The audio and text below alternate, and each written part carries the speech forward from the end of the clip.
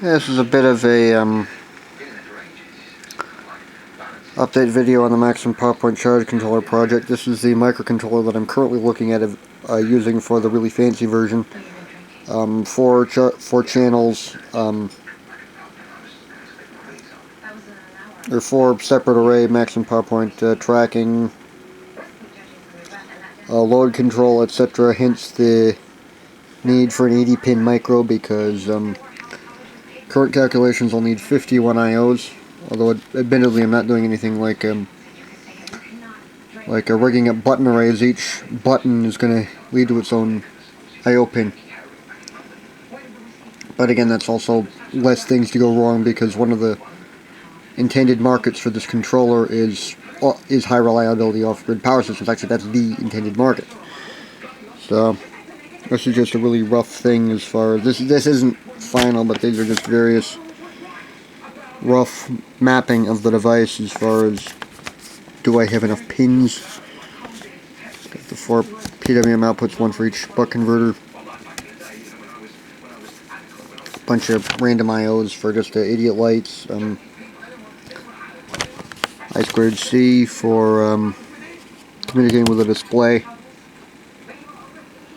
Although this one I may end up using a SPI, because that's what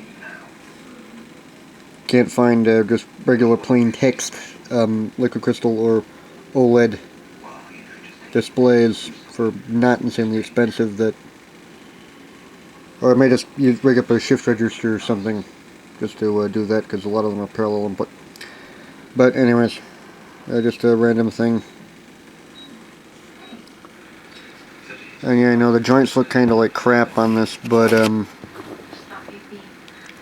first time I've ever soldered this or anything this small, so first time I've ever done drag soldering, so I had to get a soldering iron with a bevel slash hoof tip, so I could do that. So yeah, and those are the switches that I got for the front panel. They're from Future Elec, as are these breakout boards. They're $1.30 each, which is a decent price for breakout boards. And these switches were 40 cents each in the quantities I got them. Although one of them, the yellow one, most of them, or actually almost all of them, have a slightly different button style from the others. There was this one, but that was the only one in the thing, so I'll probably order some more of these yellow ones. Knock on wood, get some more like this, although these I'll have a use for as well. So yeah, that's one problem with the possible to find panel mount switches in a decent assortment of colors like this. That's what the internet's for.